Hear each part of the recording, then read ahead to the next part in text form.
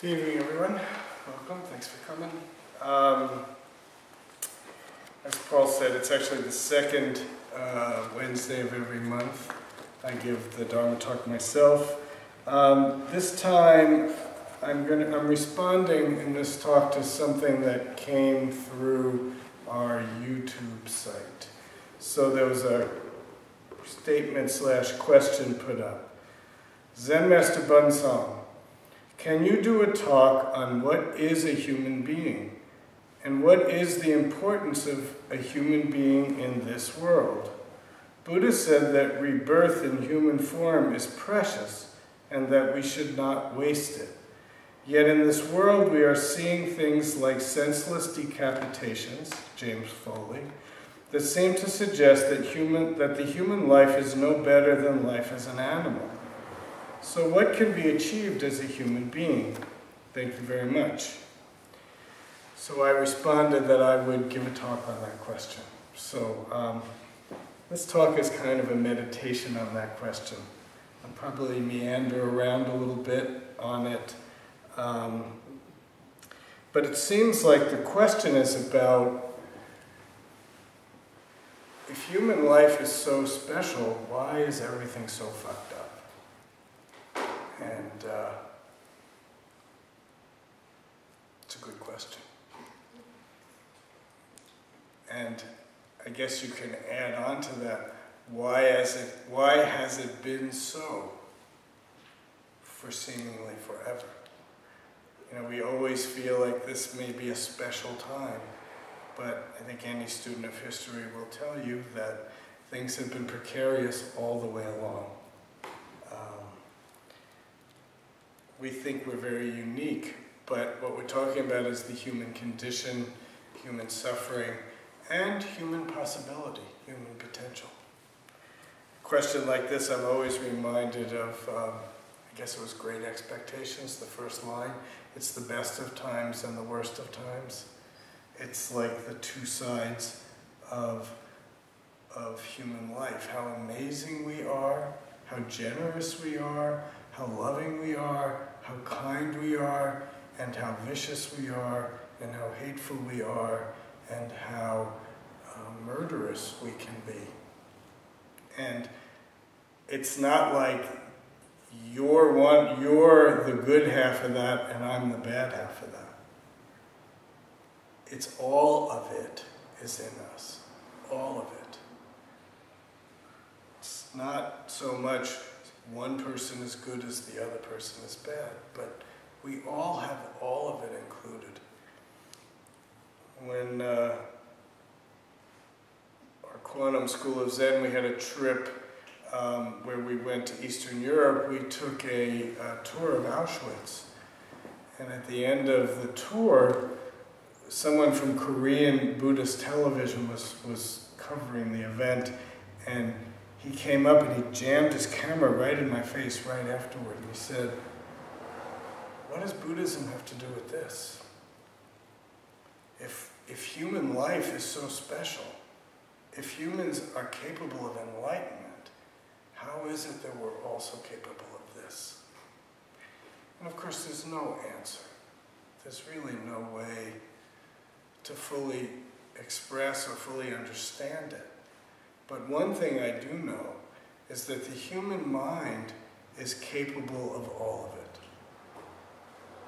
It's capable of the horrendous conditions in Auschwitz, and it's actually capable of the people who were in Auschwitz who sacrificed a lot for others.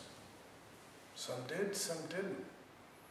Some were guards, some were inmates, or I don't know what you call a person inside a concentration camp.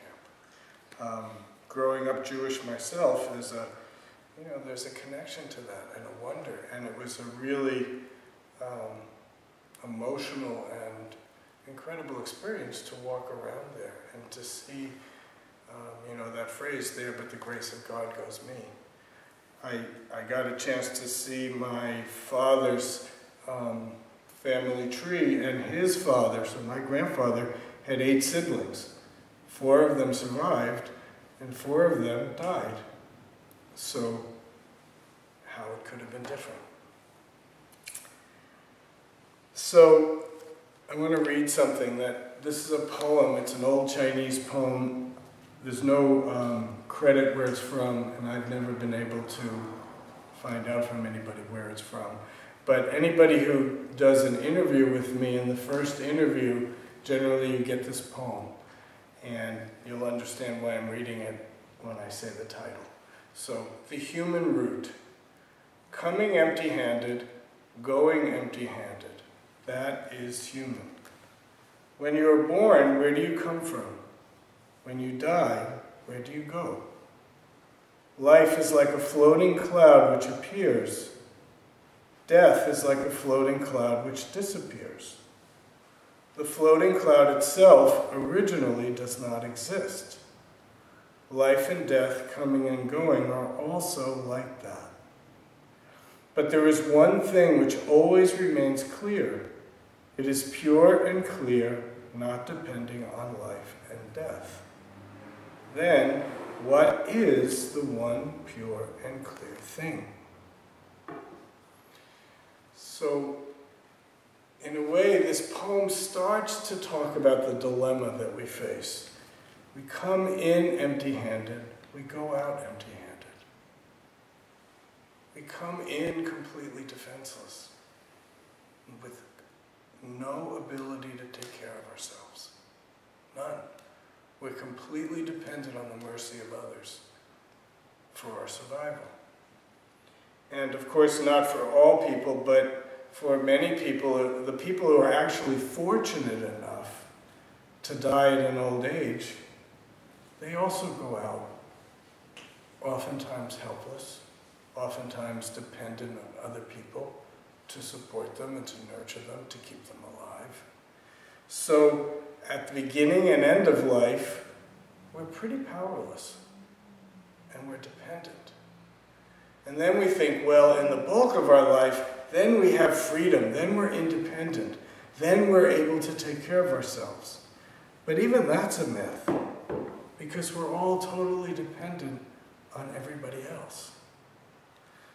I guess in the last presidential election, there was this whole question about who is responsible for our own successes.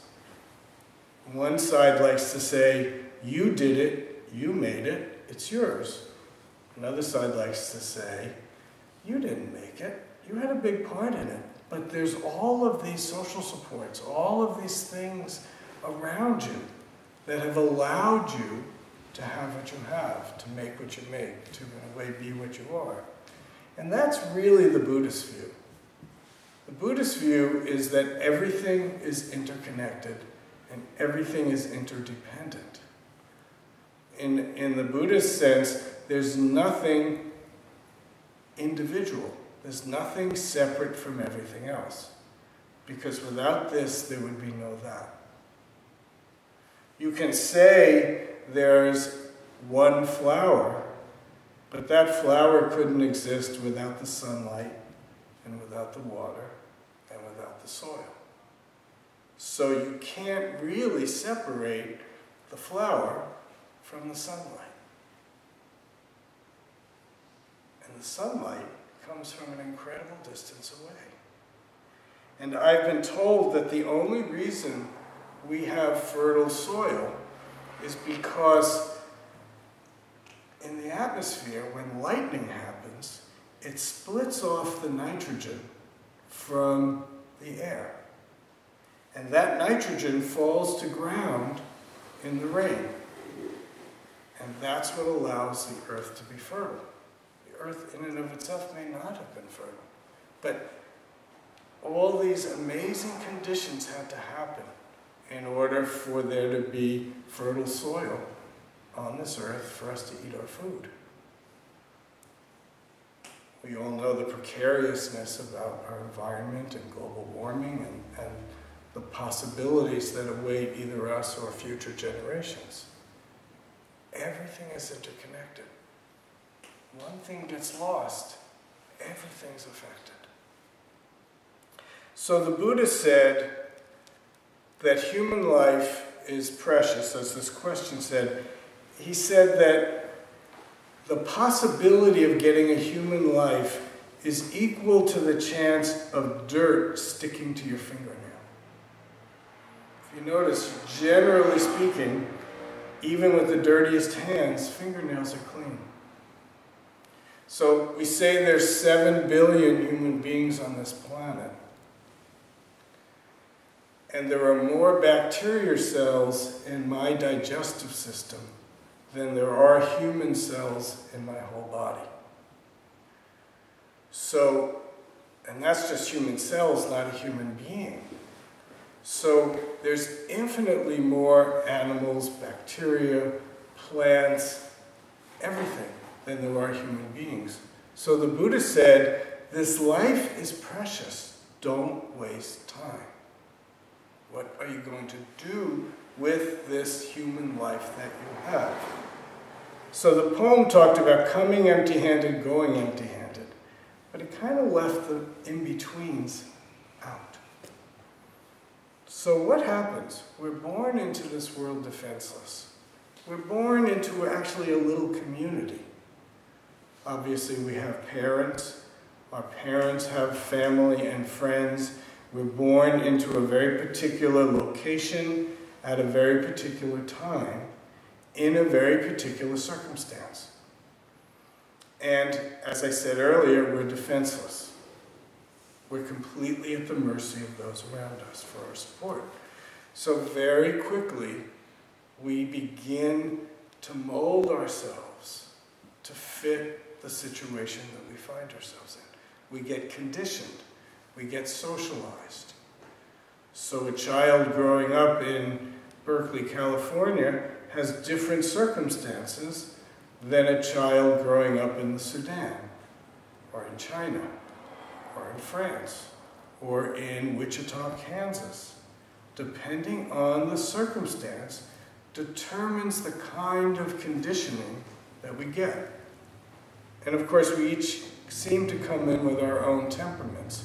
So all of this is constantly interacting and self-enforcing, self-reaffirming. And over time, we develop what in psychology we would call a false self, a facade. Our way of being in order that we develop in order to survive and make sense of the world and to get along. I have a nephew who's a little over a year, and it didn't take him long to start mugging. You know, he's got a look. He knows if he makes this look, he'll get a smile from his parents or his relatives or the friends. So he'll do it. Think about yourself. How much do you do in order to fit in order to make others around you comfortable and you comfortable with others around you? And it's a constant process. It's happening all the time. So more and more and more and more and more and more and more, we become less connected to something original. In Zen, we call it true self. In the case of the Buddha, he was born into a family of wealth and privilege, and his father decided that he wanted to make sure his son was going to succeed him as the ruler of this small kingdom. And there had been a prophecy when the Buddha was born that he was either going to be a great leader, a great political leader, or a great religious figure. And the last thing his father wanted was for him to be a religious leader. He wanted him to be a king. So he went about basically keeping the Buddha captured, or the young man who we now call the Buddha, captured in a gilded cage. All his desires were met. Best food, all his sexual desire, all his needs were taken care of. And his father created this kind of sham world where he kept his son from knowing about poverty, sickness, old age, and death. Because those four things, if you really pay attention to them, start to raise questions in your mind. What is this life? What am I? We all know the experience of walking past homeless people. Sometimes we give money, sometimes we don't. But very often, if we're paying attention, it raises a question. What's going on? Why is it that that person's sleeping in the street and suffering the way they do? And not only that, we start to find our own suffering, our own pains, our own losses. From a psychological point of view, we grow up in families that can be alcoholic. There can be problems between the spouse, the parents. There's so many infinite possible ways that things get screwed up.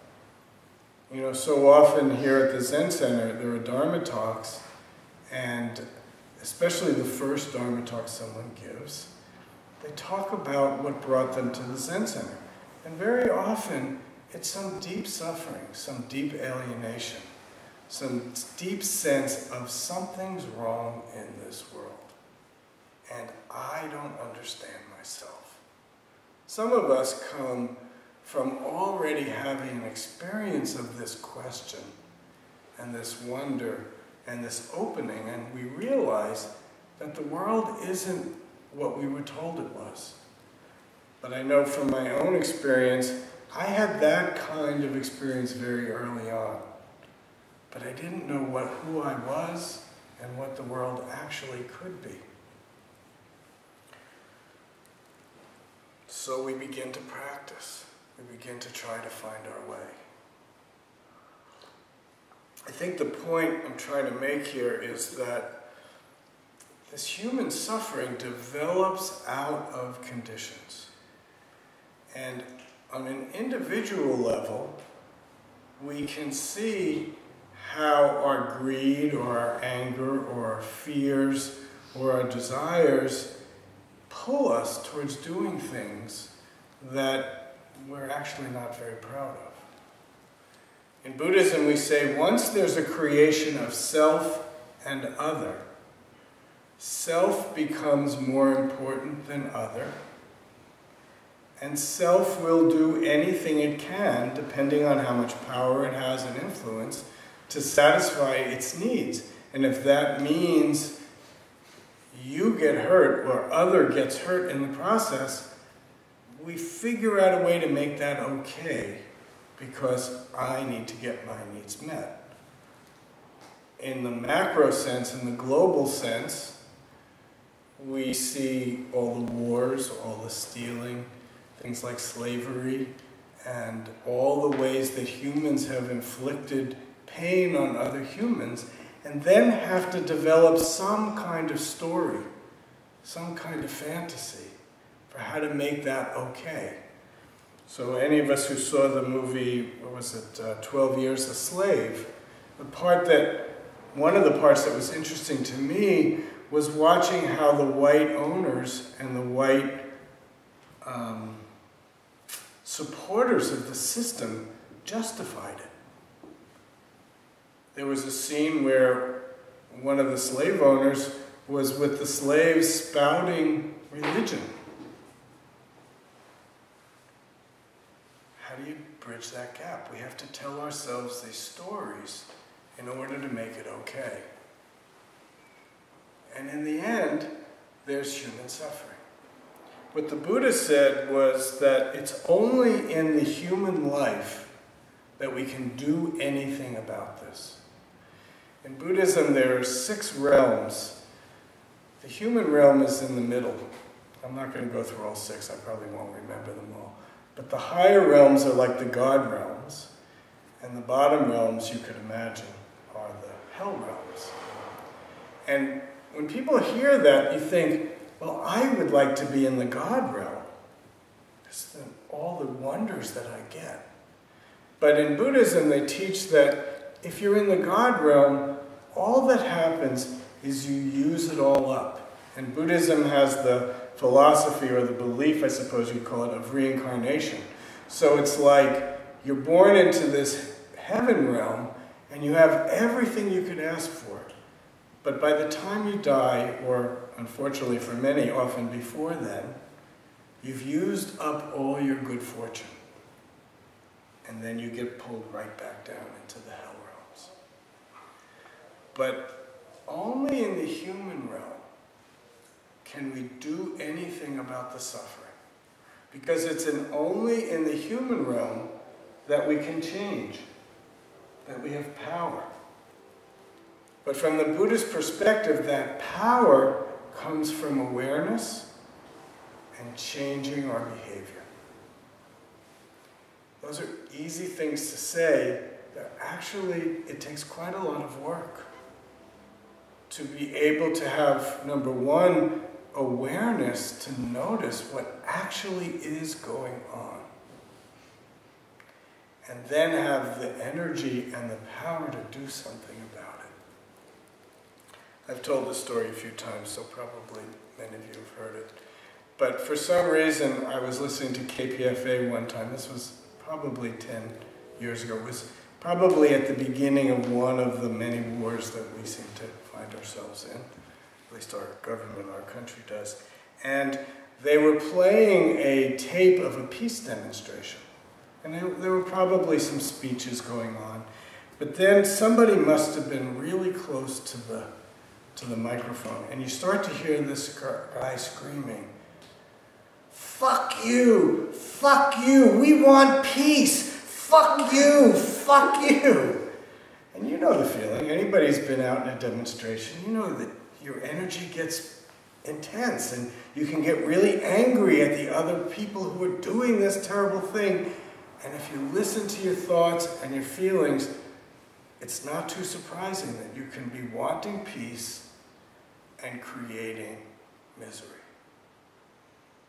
So finding ourselves, finding our human nature, that ability to offer peace and love and compassion to the moment is easy to talk about, but actually quite difficult to do. If you have a family member that you're going to go home to tonight, watch out, see what happens. You go in wanting peace, wanting love, wanting connection, but how easy it is to get frustrated. How easy it is to get angry because you're disappointed in not getting what you want. So our practice is about working with the human consciousness, working with our own consciousness, trying to break through the prison of that small self, that false self, so that our true self can emerge. And my experience working with people actually shows that the true self is not so far away. We never really lose contact with it. And maybe that's why we're so conflicted so often. Because, said one way, we really do know better.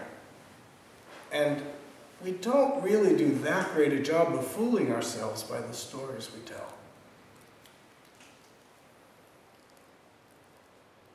But human beings are also have the potential for this love, for this compassion, for self-sacrifice, for giving to others. But we're all a combination of all things. But practice is about asking this question, what am I? And observing, watching, wondering. I can't say it enough that the fundamental point of practice is developing a mind which can observe rather than get lost in. Much of the time we're thinking, we're figuring out, we're trying to understand through our rational mind. And of course that's very valuable. Without that, a lot of the wonderful things that we have wouldn't exist. But from the point of view of practice, we're really looking to sidestep some of that rational thinking and just watch. How is it that I operate? What am I really? And we develop a capacity to observe, to wonder, and to watch. And that, combined with generating a return, really, to our original home in our lower abdomen. From working with that lower abdomen, we can develop energy. Energy to actually follow what we know to be true. There are times when I'm in the middle of an argument with someone and I think, don't say it, shut up. It's not going to be helpful. And then the next thing I know, blah, blah, blah, blah, blah, it's coming out of my mouth. It takes energy to stop it. It takes energy to see it. It takes energy to care. And in our practice, by just slowing down, quieting our breath, bringing our attention down to our lower abdomen, and learning how to observe what's appearing moment to moment, we start to develop the tools that we need to meet the moment with clarity, wisdom, and compassion. And that's what Zen practice is about. It's about developing those things and manifesting them in the moment and actually living our lives from that place. So tonight we began our chanting with Kwansein Bosal chanting. Kwansein Bosal is the Bodhisattva of compassion. Kwansein Bosal's name means hearing the cries of the world. Practice is not about understanding how to do that. Practice is becoming that. So we don't practice in order to understand the Bodhisattva of compassion. We practice to become the Bodhisattva of compassion. And almost by definition, the Bodhisattva of compassion is somebody who shows up, is present, alive, and open. And as the name implies, is listening. So the Bodhisattva of compassion meets the moment and offers up what the moment requires in order to enhance the moment rather than kill the moment. So many of us, we go after what we want, what we need, what's most important to us, and what ultimately ends up happening is we kill the moment. We may get the goodies, but everybody else is poorer for our wealth. But the Bodhisattva, but embodying compassion, in a sense, means everybody wins. The whole universe is made better by this moment. And that's our job.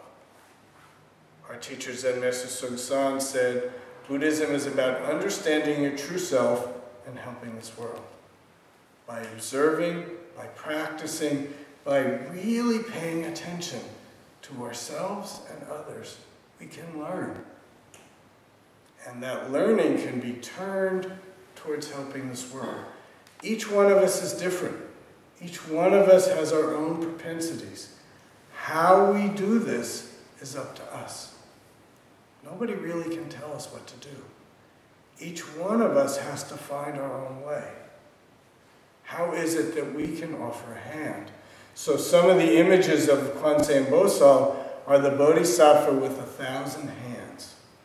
And each hand has an eye in its palm. I suppose if you wanted to carry the metaphor, it would have an ear also. It can see, it can hear, and it can understand. So very simply, just offering up what's needed in this moment. That's our job as human beings. But we have to get out of our own way. We have to let go of our self-centered desire and self-centered grabbiness in order to be open and available to the world as it is and to perceive what it needs. And that's what we do at the Zen Center. We can receive it in an instant, and we practice it over a lifetime. So we come together sometimes daily, sometimes weekly, monthly. We have meditation retreats. We're always returning to this room in silence with a great question, a great curiosity, and an open and loving heart. And if we can pull all of those things together and really do our work, we have the potential to make this place, this universe, this world, this city that we live in, a much better place. But be careful, because the equal potential is to create more horror, more suffering, more sadness, more grief, more loss, more disappointment. So which one do you like? Because you get to choose. Each one of us makes our own life. We're responsible for our own actions. So moment to moment, what is it that you really want? And then how do you do the legwork to make that happen? That's the challenge of our human life. Success or failure, we don't know. Can we save the human race? We don't know. We're probably destined for extinction. It's either now or it's later. But right now, we have our own challenges to meet. All we can do is meet them. The future will take care of itself. The past is already gone. Actually, the future is created by our actions in the present moment. So the future actually doesn't take care of itself. We make the future. So what we choose really, really matters. So this human life is precious. There's incredible possibility. But some people also decapitate other people. Fortunately, not too many. But these things do happen. And in a smaller sense, we're constantly ripping each other off all the time. So how do you live your life? Moment to moment, what am I doing just now? That's the Zen way. Question? Comment? Anything anybody wants to talk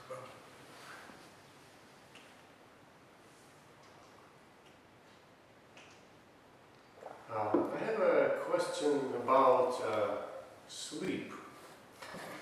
There are two. When you're teachings. sleeping, you don't have any question. What's that? When you're sleeping, you don't have any question. Go ahead. There's two teachings in Buddhism regarding sleep that I know of. First one goes something like this: when hungry and eat, when tired and sleep. The second one talks about 5 fetters, fame, money, something or other, and sleep is among them. So, of course, this is coming from someone who has been a little bit sleep deprived lately. And I'm really wondering how to reconcile the two. What the deal is with sleep and practice. You know, the 5 hindrances, which include sleep, are kind of fundamental Buddhist teaching. When hungry, eat. When tired, sleep is Zen teaching. Zen teaching says cut through the theory and engage with your life. That's what that means. Let go of your false self, become your true self, then whatever you're doing, just do it. When it's eating time, eat. When it's sleeping time, sleep. That's Zen life. The first one about the 5 hindrances, that's Buddhist theory. Buddhist theory is helpful and valuable, but it's not your life. If you know you're attached to sleep, then work with that. Then you know that attachment's a problem for you. But Zen means just do it. That's what when hungry, eat, when tired, sleep mean. So often we get tired, but we can't shut our minds off so we don't sleep. And then we crave that sleep that we're missing. That's because we're lost in our dream world. Zen means wake up. So if you're sleep deprived, look at your life. What's going on? Buddhist theory won't help you. It'll give you it'll point you in the right direction. But look at your own life. Grapple with the conditions of your life. That's Zen practice. That's what will fix your sleep problem.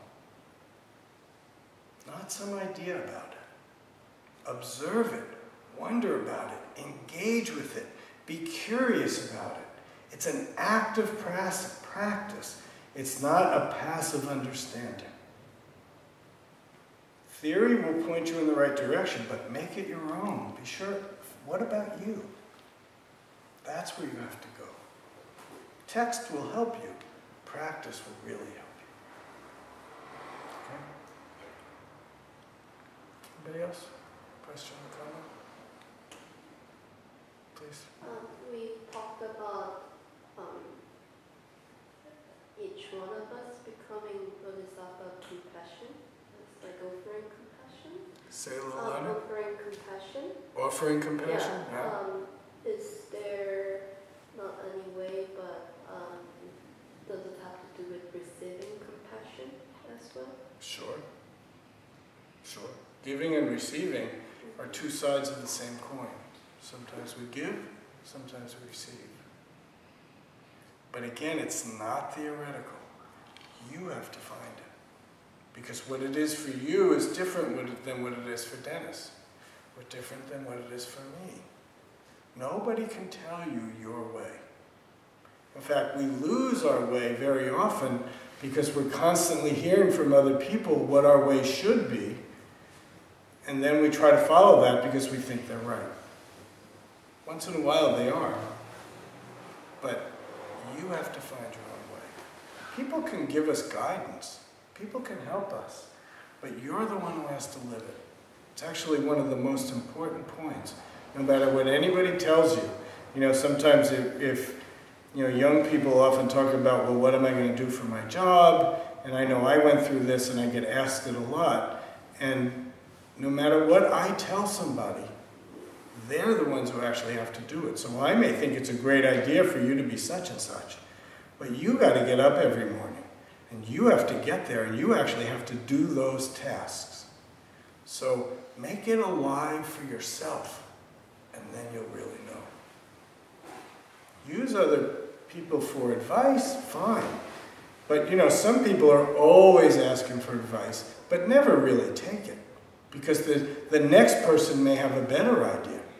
So you go round and around and around, and the one person not being listened to is your own true nature. So that observation helps you discover yourself. And that's what you're looking for. Okay? I heard a question about receiving as well as giving. I flashed on my first job out of college, and I worked in an office. And there was a colleague who was very drawn to me. He was from the Philippines, a very different culture. And he would compliment me. And I would say, oh no. Mm-hmm. And finally one day he said, I feel like you throw away what I'm saying. Mm-hmm. It would help me so much if you would just say, thank you. Mm-hmm. And that's when I realized that there's an art to receiving as well as giving. Right. It's difficult, this is a little different than receiving, but it's difficult to be dependent. So we do a lot to protect ourselves from actually taking in what's available because we can feel dependent or not good enough. There's millions of psychological reasons for it. Anything else, Paul? So I've heard people kind of say, well, about like wars and terrorism and how bad the world is. It's like, well, that's just the way it is and you're never going to change it. So it's kind of a waste of time to think you could change it, right? And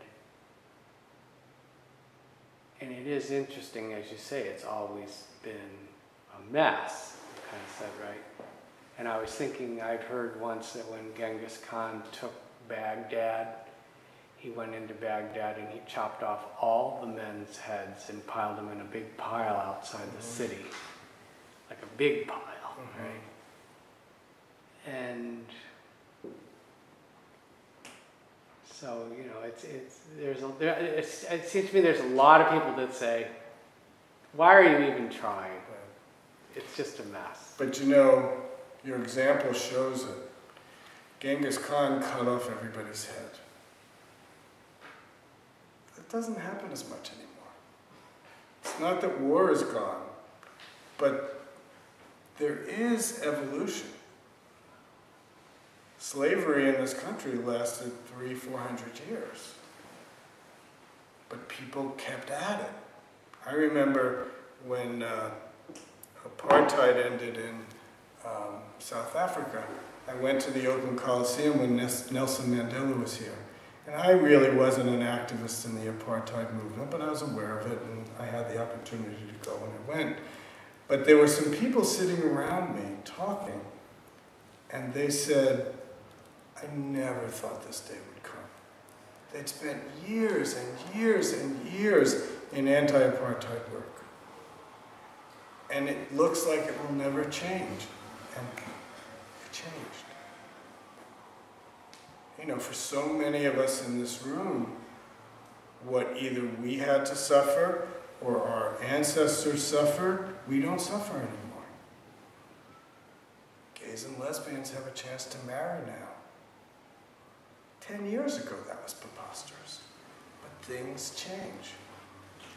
I said I come from a Jewish family in the 30s. In the New York Times, in the classified sections, it would say at the end, no Jews apply.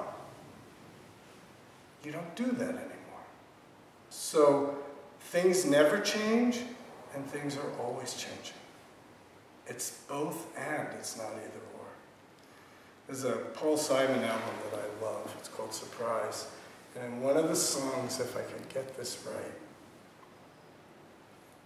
I can't get the lyric, but it's something like, nothing is different, but everything has changed. It's both and. It's not really either or. So we can get lost in the it never changes, or we could remember that while it doesn't change, it really does change. So it just depends on perspective. Yeah. What we, on the television and newspaper, there are a lot of, bad things. And I stopped watching television, watching the news and reading the newspaper 15 years ago. But do I understand well when you say that with the practice, we will have the mind clear and we will see that things are as they are? I cannot do nothing about what happened in the world. An accident, the Napa Valley that we had, the earthquake. Yes. But it seems to me that I felt, I would say, some people think that probably I'm cold because I don't read the newspaper and I don't watch the news, but I feel that it brings me more on my shoulders, and I think my life is bringing me enough things that I don't need to add something else more. But what the practice can do about will I see the things differently, or? Well, we may not be able to stop the earthquake, but what we do in response to the earthquake is up to us. Is what? Is up to us. Okay. So, if you just stay in the confines of your personal existence, you can't live your life and watch without recognizing that my actions determine, to some extent at least, what happens to me. How I approach this moment and what I do in this moment is the determinant for what happens next. If I'm open to your question and I take it seriously, I'm going to respond one way. If I'm closed off to your question and I don't care about you, I'm going to respond differently. So how I keep my own humanness and how I work with it makes a difference. If I offer you love and compassion, you get that. If I try to steal your watch, you get that. So we're impacting each other all the time. And our actions are creating the world that we live in. So we may not be able to stop wars in the world, but we have something to say about the war between ourselves and our partner, or our boss, or our friend, or our near enemy. How we treat each other, what we do, matters. It creates the world. So, I read the news, you don't read the news. That's disposition. But we both have to deal with the moments that we live in, and what we do and how we approach it, and what kind of clarity, wisdom, and compassion we bring to it determines the world that we live in. Simple as that.